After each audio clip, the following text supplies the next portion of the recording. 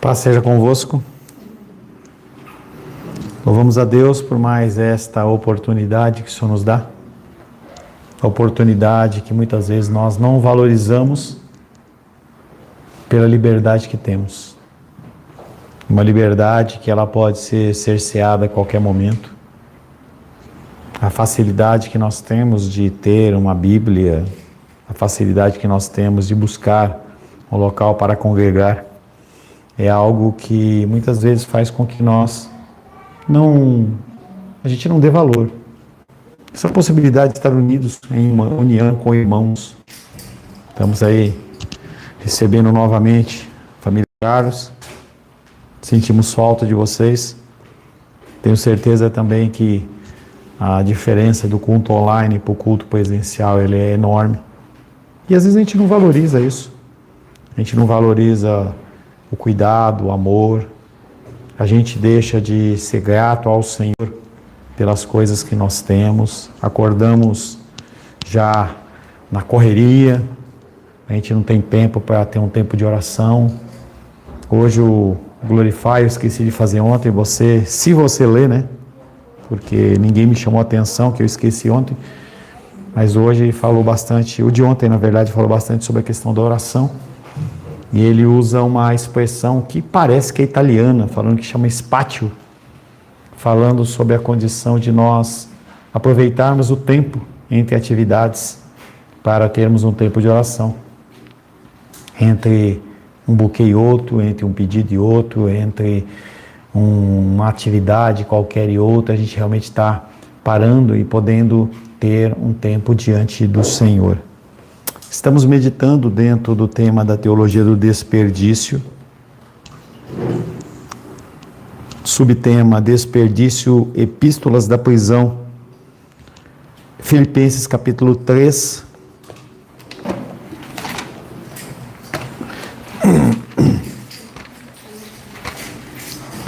Filipenses capítulo 3, versos de 3 a 11. Vamos ler 3 versículos cada um, por gentileza. Porque nós é que somos a circuncisão, nós que adoramos a Deus no Espírito, mas gloriamos em Cristo Jesus e não confiamos na carne. Bem que eu poderia confiar também na carne. Se qualquer outro pensa que pode confiar na carne, eu ainda mais. Circuncidado ao 8º dia da linhagem de Israel, da tribo de Benjamim, hebreu de hebreus, quanto à lei fariseu. Quanto ao zelo, perseguidor da igreja, quanto à justiça que há na lei, irrepreensível.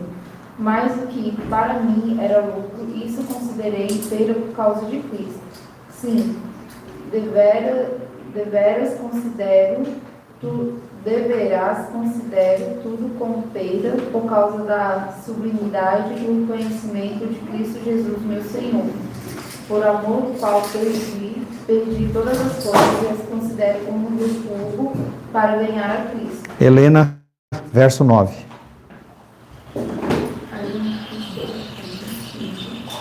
E ser achado que Não tenho justiça própria, não tendo justiça e procede de mim. e processo de lei, Senão que senão quem mediante o teu Cristo. a A justiça justiça e procede de Deus, processo de Deus, não agrada na terra.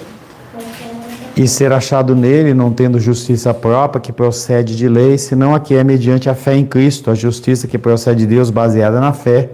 Filipe, verso 10 e 11. Filipenses, Felipe. Para o conhecer e o poder da sua ressurreição e a comunhão dos seus sofrimentos, formando-me com ele na sua morte, para, de algum modo, Conformando-me com ele na sua morte, para de algum modo alcançar a ressurreição dentre os mortos. Ao longo de toda a carreira missionária do apóstolo Paulo, ele foi obrigado a defender a sua prática religiosa dos ataques religiosos. O apóstolo Paulo era um cara interessante. ele, em muitas passagens, você, dependendo da ótica que você tem na leitura, vai ficar parecendo que ele está querendo ser honrado. E a gente vê isso bastante nas igrejas. Pessoa, se ela não for chamada de reverendo, se não tiver um título, olha o fulano, falar todo o currículo dele, a pessoa ela não fica satisfeita. Ela, além de ela ter o ofício, ela quer também a honra. O apóstolo Paulo, ele faz isso também nas suas epístolas. Ele fala que ele é o pior dos pecadores, mas ele também fala que ele foi comissionado pelo próprio Deus, que ele andou com Cristo. E você vê a figura do apóstolo Paulo agindo dessa maneira, mas a motivação dele é outra. A motivação não é defender o seu ministério, não é defender a patente espiritual que ele tinha, mas sim defender a palavra que ele falava.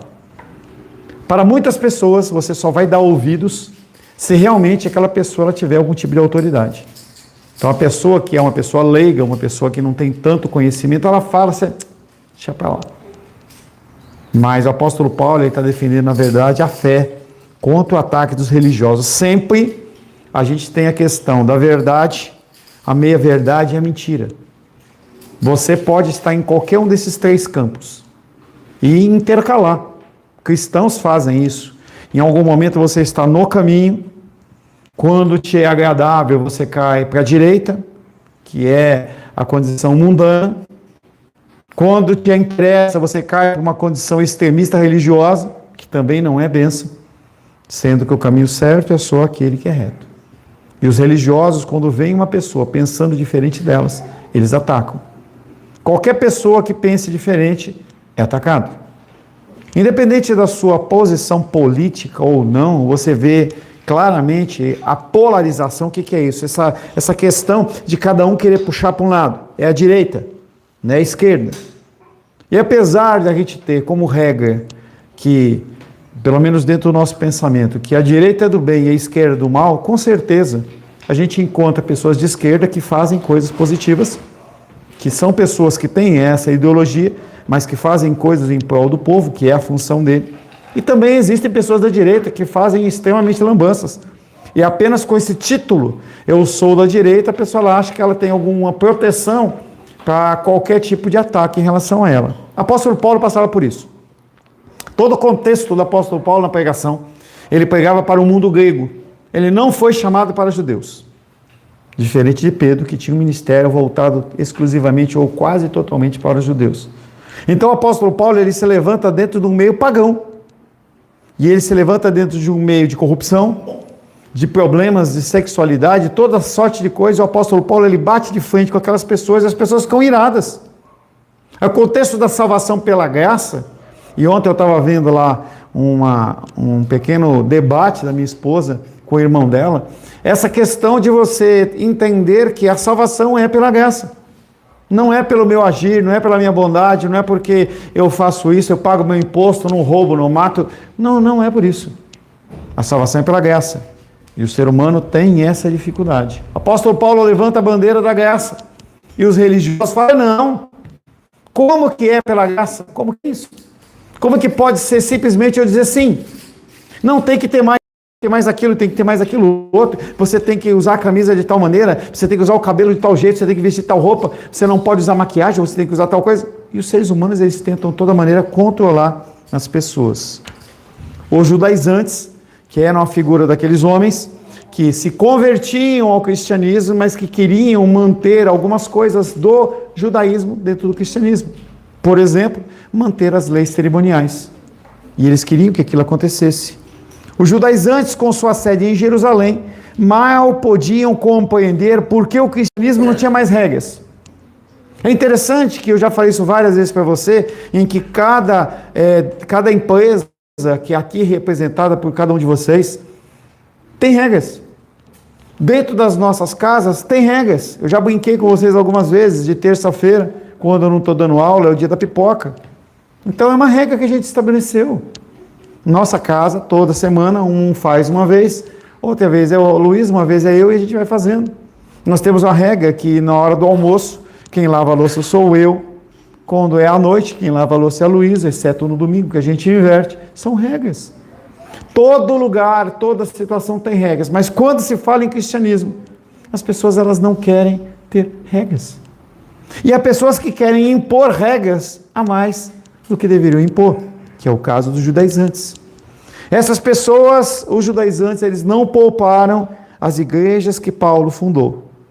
Ele teve que mandar os filipenses cuidarem dos cães, isto é, dos maus obreiros ou falsa circuncisão. No verso 2 fala, Filipenses 3, que nós lemos, acautelai-vos dos cães, acautelai-vos dos maus obreiros, acautelai-vos da falsa circuncisão. Cães são pessoas que são ímpias, são pessoas que são a parte do evangelho e que não querem Deus. Acautelai-vos dos maus obreiros. A palavra de Deus, de Gênesis a Apocalipse, ele fala muito mais do que você imagina a respeito dos maus líderes, dos maus pastores. E isso também vale para os maus líderes dentro do lar, mas especialmente em relação à igreja. As pessoas elas não têm zelo, elas não têm cuidado, porque elas acham que elas podem agir da maneira que eles querem. Eu ainda não li, a minha filha me chamou a atenção e eu tenho que tomar cuidado em relação a isso, e você também tem que tomar cuidado em relação a isso, a você não ser direcionado a pensar nas coisas que são da prática social, a partir de um vídeo qualquer que você veja. Então, como eu sou uma pessoa que puxo à direita, naturalmente vão aparecer vídeos que falam de coisas que eu penso. E assim que saiu a PL lá da misoginia, eu vi o vídeo, vi um outro vídeo, que são as coisas que refletem aquilo que eu acredito, e eu comecei a querer reproduzir em casa. E ela me chamou a atenção e falou assim, papai, você é uma pessoa pública, você tem que ler melhor. E eu baixei ontem a PL da misoginia e eu vou ler aquilo. São 30 páginas, para eu saber o que eu estou falando. Mas a gente tem que tomar cuidado, porque coisas como essas, pessoas que são líderes em qualquer área, eles vão tentar de alguma maneira influenciar você dentro daquilo que eles acreditam e que não necessariamente é verdade. Acautelai-vos, toma cuidado com aqueles que não são servos de Deus. Toma cuidado com quem você anda. Toma cuidado com quem que você está ouvindo. A internet, ela é uma fonte de bênção. Estava tendo uma discussão a respeito de inteligência artificial na sexta-feira. Nós gravamos lá um podcast lá. E um pastor chegou e falou assim, mas a inteligência artificial é uma bênção. Porque antes, quando eu fazia o seminário, e eu ia fazer as minhas pesquisas, eu tinha que ler muita coisa. E muitas das coisas eram perda de tempo. Agora, eu coloco lá, sei lá, qualquer coisa, e vai aparecer tudo mastigado. Então, se eu perguntar para uma inteligência artificial o que ela acha da misoginia, da lei da misoginia, ela vai dar uma versão segundo o que foi pré-programado, em que a maioria está seguindo aquilo. Não quer dizer que é a verdade. E ele falou isso para mim e eu falei assim, mas você tem um problema. Realmente a inteligência artificial, ela nos economiza muito tempo. Só que, primeiro, ela nos atrapalha nosso raciocínio. Nós não pensamos. Nós temos um grande problema em relação a isso. Segundo, se você não tiver a visão crítica de outras áreas, de outras coisas, você vai ser levado por essa. E isso é um grande problema. É por isso que eu venho falando, por exemplo, na questão das crianças. Nós temos hoje aqui 1, 2, 3, 4, 5 crianças. O que fazer com essas crianças? Nós vamos simplesmente terceirizar o ensino dessas crianças. Sexta, Daniel também.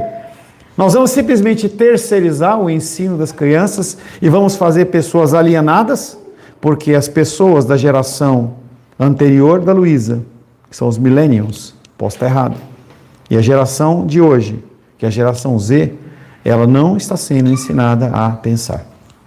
Não está. E não está sendo ensinada também a discernir entre o que é certo e o que é errado. Porque você tem toda uma série de respostas prontas. Dentro da questão do apóstolo Paulo, estava acontecendo exatamente a mesma coisa. Ele, apóstolo Paulo, teve que mandar os filipenses tomarem cuidado com os maus obreiros, com a falsa circuncisão, aqueles que se dizem cristãos e não são. Não são. Esses religiosos com fortes toques farisaicos queriam ver os cristãos se encaixarem cada vez mais nas práticas e nos rituais do judaísmo. Eles aceitavam o cristianismo como uma nova onda, mas eles queriam puxar o máximo para dentro do judaísmo. É algo que nós vemos quando João Batista está batizando. Ele está levando aquelas pessoas a se arrependerem e dizerem, realmente eu estava errado. O que os fariseus e os saduceus começaram a fazer? Pô, eu não sei se isso é de Deus ou não é, se isso é bíblico ou não, mas vamos fazer? Porque mais uma coisa, mais um checklist, mais algo que nós vamos aqui ter no nosso currículo. E é o que os judaizantes estão fazendo aqui, e é exatamente o que muitas vezes as pessoas fazem. Eloísa, ó, Eloísa, baixinho, tá? É exatamente o que o apóstolo Paulo está falando aqui, é exatamente o que nós vivemos dentro dos dias de hoje. Esses religiosos com fortes toques farisaicos queriam ver os cristãos se encaixarem cada vez mais nas práticas dos rituais do judaísmo. É o que mais as pessoas querem, em especial dentro da igreja. Que você se encaixe dentro do modelo. Você tem que usar uma roupa específica, você tem que falar com um tom de voz. Dependendo da igreja, você não consegue discernir se é o pastor que está falando, se é o obreiro, se é o presbítero, porque a voz é a mesma. E as pessoas elas fazem um treinamento para que a voz ela seja a mesma. E querem colocar você numa caixinha, e não só você, mas também o Espírito Santo. Você tem a liberdade de você pensar. Você tem a liberdade de ouvir tudo que eu falo, você discernir segundo o Espírito, aplicar na sua vida ou não aplicar na sua vida. É uma decisão que você tem. Tomar. Se, segundo os judaizantes, não houvessem as práticas e rituais de judaísmo dentro do cristianismo, eles não poderiam ter uma verdadeira santidade e adoração. E aí você começa a estabelecer pequenos critérios para que a adoração ao Senhor seja verdadeira. E isso é falso. Essa questão de que você tem que trazer algo, que você tem que oferecer algo, isso é uma mentira. O Senhor, Ele quer apenas um coração motivado em servir a Ele. Paulo não concordava com isso. E ele dizia não. Gálatas capítulo 6, verso 16.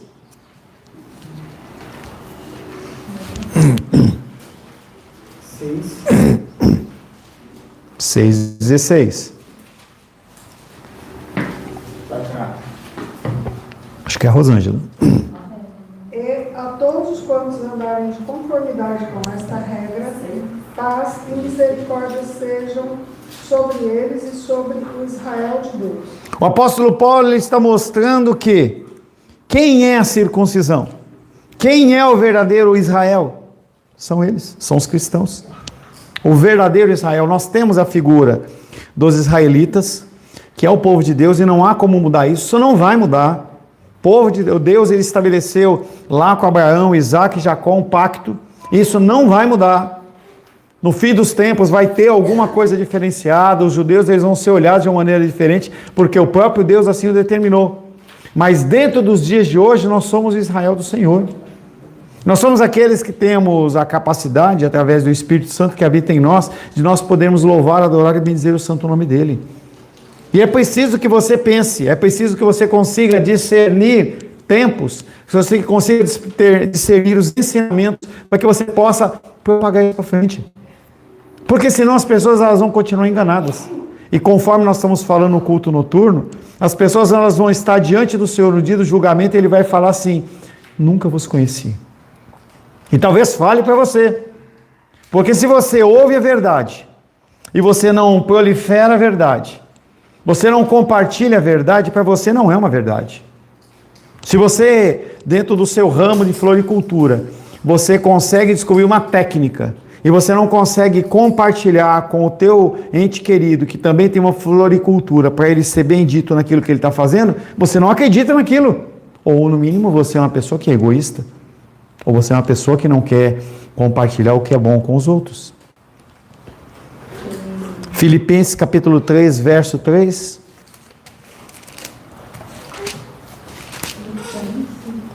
Filipenses 3, mais uma vez.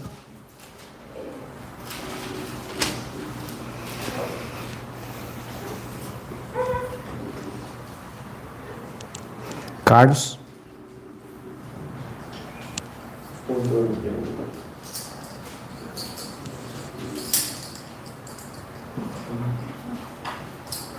Filipenses 3:3. Porque nós é que somos a circuncisão, nós que adoramos a Deus no Espírito, e nos gloriamos em Cristo Jesus, e não confiamos na carne. O apóstolo Paulo, aqui na carta dos Filipenses, ele estabelece 3 preceitos para você ser um verdadeiro cristão. Primeiro, é uma pessoa que adora a Deus, uma pessoa que consegue buscar ao Senhor. O segundo passo, glorificar ao Senhor, olhar para Deus e falar assim, veio dele. E o terceiro, que está embutido no segundo, é não confiar na sua própria carne. Não achar que você que resolve os problemas. Aquilo que eu falei para vocês dentro do começo, em que estava lá no Glorify. A palavra spatio, que quer dizer oração, não quer dizer isso, mas quer dizer um espaço, mas você pode orar nesse espaço, entre uma aula e outra, uma coisa e outra. Eu estava conversando com uma moça essa semana, e eu estabeleci uma regra para ela específico, em que ela estava com algumas dificuldades de leitura da Bíblia. Dentro do discipulado eu falei, eu estabeleço que a partir de hoje, para você fazer um discipulado, você tem que pelo menos ler e mandar para mim o versículo no meu zap. É algo que quase sempre o Daniel pratica. E outras pessoas que estão em discipulado, elas praticam. Mas aquela moça, eu cheguei para ela e falei assim, olha, além disso eu quero que você copie o capítulo. E eu falei, vá para 1 João, são capítulos mais curtos.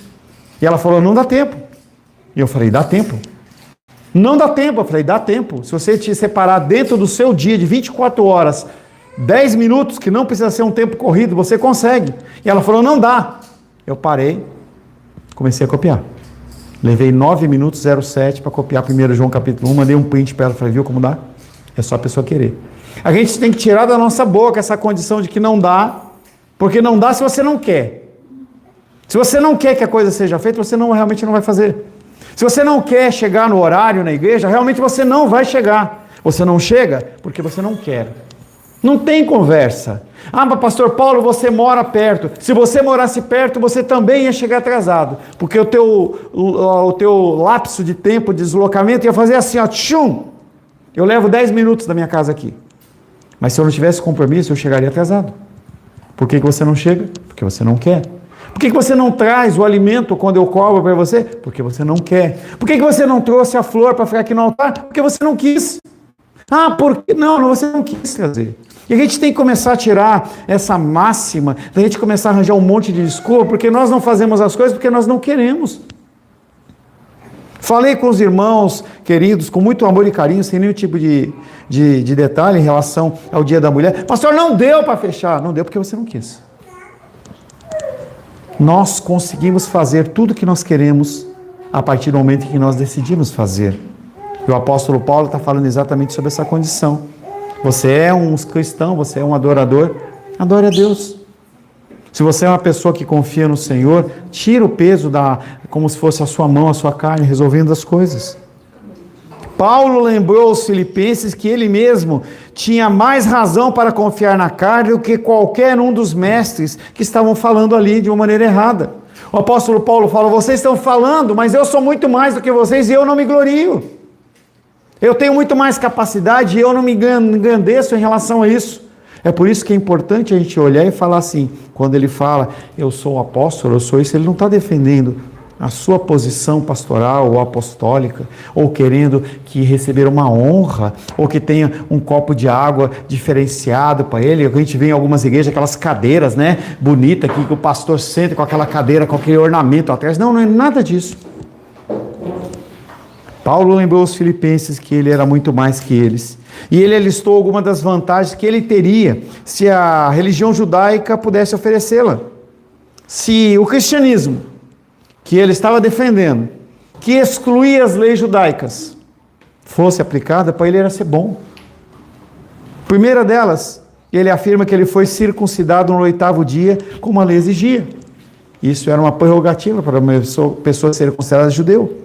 Segundo, ele era israelita de verdade, ele não era uma pessoa que casou com uma e ficou, não, ele era um israelita de Benjamim. Ele era hebreu, filho de hebreus, nunca aceitou a condição da cultura grega dentro da vida dele. Ele era fariseu, um estudioso da palavra. Diferente de mim e de você, que temos dificuldade de decorar o Salmo 23, que são 6, 7, 8 versículos, eles sabiam as escrituras inteiras do Antigo Testamento. Que loucura! Nele não faltou zelo para combater a heresia do cristianismo. Ele era justo no sentido da exigência da palavra. Tudo isso fora lucro ou mérito para ele, mas quando ele conheceu a Cristo, ele falou: isso para mim não vale absolutamente de nada. A gente vai falar alguma coisa, eu estou preparando alguma coisa no sentido da complementação da questão do tema da ressurreição na semana que vem, em que nós vamos ter a nossa Páscoa. Já coloque aí na sua agenda a questão da Páscoa. Nós vamos ter, como sempre, a nossa sexta-feira pela manhã, domingo pela manhã e domingo à noite. Separe esse tempo, não deixe que nada roube esse tempo seu. Mas quando nós olhamos essa situação da ressurreição, a gente pode ver que alguns fatores, já dando uma prévia para você, isso é técnica, isso aí é metodologia, não tem nada a ver com o cristianismo. Para você provar se uma palavra ela é verdadeira ou não, tem que ter alguns fatores. Então, por exemplo, você dizer que Cristo, ele existiu, isso não tem mais debate dentro do meio acadêmico. Pessoas ignorantes dizem que não. Que ele foi morto e crucificado, também não existe mais discussão. Que ele foi colocado dentro de um túmulo, não existe mais discussão. Pasme, até a ressurreição é atestada por fatores históricos. E a gente tem que pensar no número de fontes. Existiam fontes, inúmeras fontes. A gente tem que pensar em fontes que eram fora do cristianismo. Pessoas que eram gregas, pessoas que eram ateus, que diziam: não, realmente isso aconteceu. Condições como, por exemplo, a mulher que era, ainda hoje o é, mas naquela época era mais ainda, a fala da mulher não tinha valor. Então nunca eu podia chamar uma mulher para testemunhar um crime, porque era levado em conta. A ideia é, a mulher ela não tem pensamento, no raciocínio, não tem nada demais. Ela como, lá no Irã, a ideia é que a mulher, uma vaca e um cavalo é a mesma coisa. E isso é a ideia deles. Então lá também tinha esse pensamento. Por que eles usaram mulheres para atestar a ressurreição de Cristo? Isso é um fator que, diante da pesquisa científica, atesta a veracidade ou a verdade daquilo que realmente aconteceu. Porque Deus honra as mulheres. Porque Deus honra as mulheres, para elas serem mulheres. Para serem mulheres. E todos que já passaram do discipulado, em especial de noivos, sabem que eu pontuo isso muito claramente. A figura da mulher, ela é tão importante como a do homem, mas é uma figura diferente da do homem. E quem ganha com isso, com essa bagunça que está aí, não é a mulher, é o homem. Porque o homem, ele é um folgado e ele vai se adaptar em uma série de situações que vai deixar com que a mulher carregue o fardo que ela está querendo carregar. Você quer? Carrega. E ele não pega de volta. Voltando para cá. A conversão milagrosa de Saulo foi por meio do encontro com o Cristo ressurreto, exaltado, e transformou todo aquele conhecimento que ele tinha. O farisaísmo dele, o conhecimento, tudo o que ele tinha, passou a não valer absolutamente nada. Se você não conseguir olhar para as coisas que você tem e olhar para Cristo, você vai continuar valorizando aquilo que é do homem. E aí vamos voltar novamente à mesma coisa. Você vai chegar atrasado, você não vai colaborar, você não vai ajudar. Quando tiver um evento, alguma coisa, uma visita, você vai priorizar isso.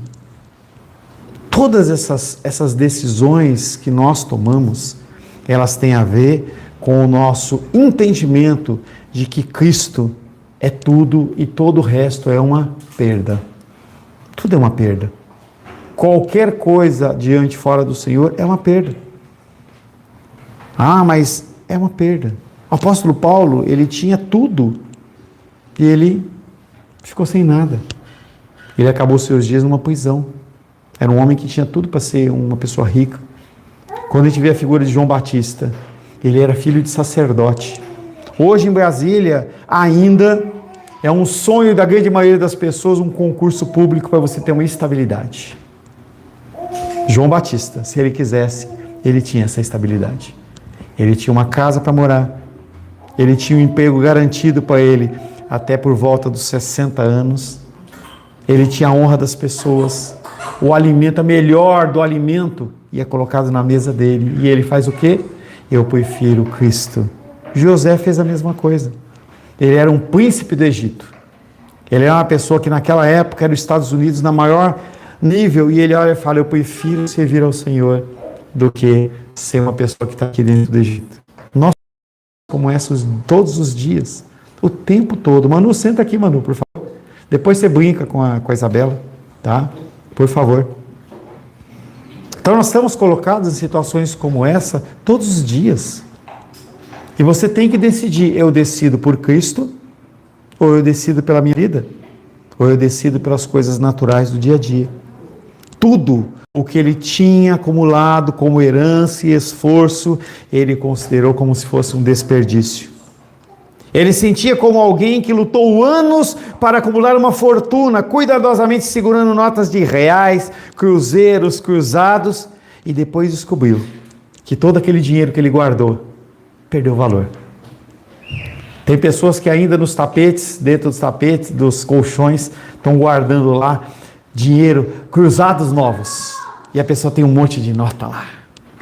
Ou a pessoa tem notas de sei lá, cruzeiro. E a pessoa olha e fala assim, poxa, eu tenho um grande recurso aqui. Aí a pessoa vai querer usar aquilo que não vale mais nada. É muitas vezes o que nós temos guardado. Para quando? Converso bastante com a Rosângela sobre isso. Ela tem tido umas, não sei nem o nome, vou chutar uma palavra qualquer, né? Umas epopeias assim, né? De tipo, pô, a gente tem uma casinha com um refúgio, com uma terra para pisar e um negócio e tal. E eu olho e ontem para ela e falei assim, Rô, eu sinto que a gente não vai ficar no Guará, não é na igreja, não é isso. No Guará há muito tempo. A gente tem a nossa casa de São Paulo, que ora para que realmente ela seja vendida. E a gente compra em algum lugar. Ele estava falando do pastor Dejaci, que é um amigo nosso, que ele tem, sei lá onde que ele mora lá, no meio do mato lá, na roça. E aí ele sai, é só terra e anda um pouquinho, tem um riozinho com uma cachoeirinha ali, né? E aí ele fala assim, poxa, hã? O senhor tem que comprar lá para nós ir. Pois é, né? E eu estava orando, falando para a Rô, eu falei assim, eu não sei o que vai acontecer, né? Mas eu sei que Deus está mexendo alguma coisa. A gente tem que começar a olhar para essas coisas e começar a valorizar. Quanto tempo será que a Isabela ela vai ficar no colinho assim, desse jeitinho bonitinha? A minha não aceita mais isso. A minha não aceita mais eu pegar e ficar com muito assim, ela, ai pai. De vez em quando eu chego e forço assim, fala que você me ama, de tanto eu importunar ela, porque você sabe que eu importuno, né? Aí ela fala, pai, eu te amo, entendeu? Eu sei que ela me ama, não é isso, mas eu estou falando quanto tempo a gente tem desse tempo, da Isabela, do Daniel lá mordendo a cadeira, não sei porque ele coloca a boca aí, nem sabe o que aconteceu aí, entendeu? Colocando a boca na cadeira, né? Quanto tempo a gente vai ter dessas coisas em que a gente deixa de valorizar? Quanto tempo a gente vai valorizar essa questão do cristianismo, em que ele está livre para a gente adorar o Senhor e a gente não adora? Importa que nós entendamos o que Paulo nos ensina nesse texto. Não quer dizer que toda manifestação de religiosidade externa não tem valor algum. Mentira. Lembre-se sempre daquele ensino básico que eu dou para vocês. Equilíbrio. Você tem que ser extremamente ortodoxo, mas você tem que também ser extremamente espiritual. Você tem que saber equilibrar essas coisas. Porque as pessoas caem para o outro lado e falam assim, não tem que ter regra nenhuma, a gente pode começar o culto do jeito que a gente quiser, a gente chega a hora que a gente quiser, sai a hora que quiser, canta o que quiser, não funciona dessa maneira. O apóstolo Paulo está dizendo, não é uma questão de você dizer que a religiosidade externa não tem valor. Tem sim, tem sim. Os cultos em igrejas evangélicas devem seguir ritos religiosos. Então essa sequência que a gente tem, não foi uma coisa que, o apóstolo Paulo ele acordou e ele quer fazer isso do jeito que ele quer. Não, são coisas que são normatizadas pelas escrituras com algumas possibilidades de variação. Então a gente não tem que ficar falando nada depois da palavra. Não tem que trazer aviso, porque o importante que tem que ficar gravado na cabeça da pessoa é a palavra. Acabou. E a gente vê, às vezes tem umas igrejas que não priorizam a palavra. Você vai lá, tem a apresentação do jovem, do adolescente, do cachorro, do gato, da galinha. Aí depois tem a oportunidade em que, se eu não deixar a irmã cantar, o irmão dar um testemunho, eu falar um negócio, o irmão sai da igreja.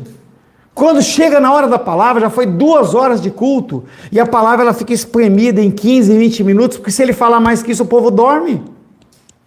E aí depois entra um tempo de oração que vai até a meia-noite. Não é bíblico essas coisas.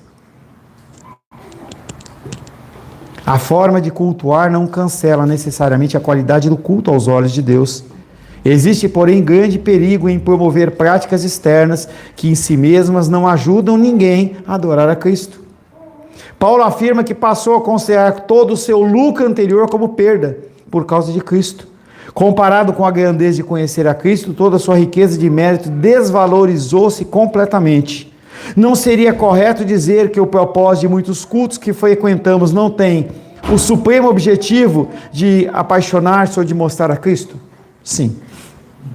Não se apresenta Cristo na grande maioria dos cultos. Até o tema é a batalha espiritual, o tema é a prosperidade, a riqueza, é o tempo de comunhão, mas não é apresentar a Cristo. É uma coisa que eu luto e primo dentro da nossa igreja. Ensinar Cristo a você. Esse é o meu objetivo. Os músicos, os cantores na frente, o coral, a pregação, muitas vezes dão a impressão de um show, um exercício em entretenimento religioso e não precisamente um culto para criar mais dedicação àquele que nos chamou das trevas para a sua maravilhosa luz. O objetivo do cristianismo é apresentar a Cristo e não entreter você. Não é você ficar satisfeito com o culto, não é você ficar feliz com o que está acontecendo, não. Você tem que ouvir a palavra, entender a palavra, viver a palavra e praticar a palavra. Esse é o objetivo do cristianismo. Para que você possa olhar para os céus e conseguir identificar Deus em cada momento da sua vida. Concluímos, portanto, que a teologia do desperdício em relação às epístolas de prisão se aplica de maneira especial à celebração no culto do Senhor. Tudo que se faz que não leva o coração do adorador a aproximar-se do Senhor, como de toda a sua grandeza, majestade e beleza, não vale nada diante do Senhor. Tudo que você faz que não tem como objetivo glorificar a Deus, não vale nada a Ele. Seja dentro do culto da igreja, seja fora da igreja. Tudo que coopera com a intenção sincera de buscar a Deus e de nos desligar desse mundo, diante de Deus tem um valor eterno garantido. Eu espero que realmente você ouça a palavra, entenda a palavra, não se deixa ser levado pelas coisas que acontecem aqui. Crianças bonitinhas que estão dando risada para você, você perde o foco, quando você vê, puf, já virou a página e você não sabe nem onde que você está. Você quer realmente, com o Lucas ainda não, mas você quer ter um tempo de alegria com a Helena, leva ela para tua casa e tem ela lá. Quer um tempo com a Heloísa, a mesma coisa, com a Manu também. Mas no momento do nosso culto, fica focado aqui. Você quer ajudar alguém, beleza, mas não fica com ninguém dando risadinha assim. Porque você acha realmente que o Lucas está entendendo alguma coisa que está acontecendo? Ele não está nem enxergando direito. Aí você fica aquelas caras, fica só olhando assim, não sei o quê. Vai ter o tempo? Vai ter o tempo. Mas agora não é tempo disso. É tempo de você buscar o Senhor e entender cada vez mais dele.